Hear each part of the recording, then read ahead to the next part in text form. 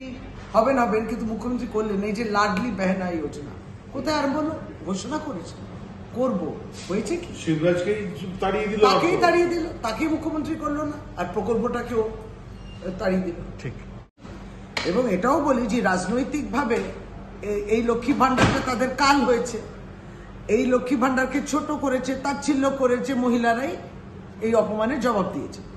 আবার এই প্রকল্পকে সেই ধাঁচে এই আদলে তারা বিজেপি শাসিত সরকারগুলো তারাও এই আরম্ভ করেছে। শুধু তাই নয়, যে 4টি রাজ্যে বিধানসভায় যাচ্ছিল গত বছর নির্বাচনে, সেইগুলোর আগে ঘোষণা হয়েছিল যে মহিলাদেরও আমরা এইরকম ফাইন্যান্সিয়াল একটা স্কিম করব। প্লাস এখন বেনিফিশিয়ারি যারা লক্ষ্মী ভান্ডারে উপকৃত, বিজেপি এবার মেনে নিল। কিন্তু এটাও বলতে হবে যে প্রতিশ্রুতি দিদি দিয়েছিল 2021-এর আগে, পালনও হয়েছে, নির্দিষ্টভাবে মাসে মাসেও টাকা যাচ্ছে, এটা বন্ধ হবে না এবং টাকা বৃদ্ধি হলো। আর যারা ইচ্ছুক এর সঙ্গে যুক্ত হওয়ার জন্য তাদের প্রত্যেকেই যুক্ত করা হচ্ছে, এতটা সহজ করে দিয়েছে। অভিজিৎ বিনায়ক বন্দ্যোপাধ্যায় কিংবা তার স্ত্রীও এস্তার দুফলো তারা বলেছেন এটা কতটাই দরকার। এই লক্ষ্মী ভান্ডারটা সেটাই করেছেন দিদি।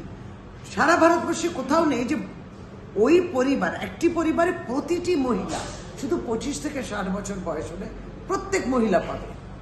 হয়তো তামিলনাড়ুতে এরকম একটা স্কিম আছে, কিন্তু প্রত্যেক মহিলা পায় না, অনলি এক মেম্বার। বিধানসভায় একটা বললাম যে যারা লক্ষ্মী ভান্ডার নিয়ে বললো এটা ভিক্ষে দেয়া হচ্ছে এবং এইটা অনুদান, মানে একটা দয়ার দৃষ্টি দিয়েছিল, সেই দয়ার দৃষ্টি নয়, এটা কিন্তু একেবারে আমরা মহিলাদের এম্পাওয়ারমেন্টের কথা সেটা বললাম।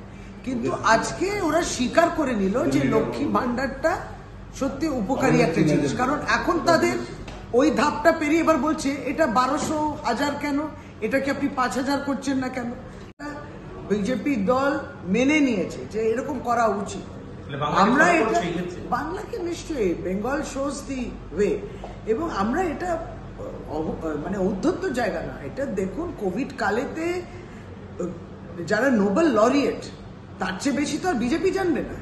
তা নোবেল লরিয়েটরা যখন বলছেন যে money in the hands of the people থাকতে হবে, আপনি তাদের হাতে টাকাটা যোগান দিন, তবে মার্কেটেরও ডিমান্ডটা বাড়বে, সাপ্লাই ডিমান্ড ইত্যাদি।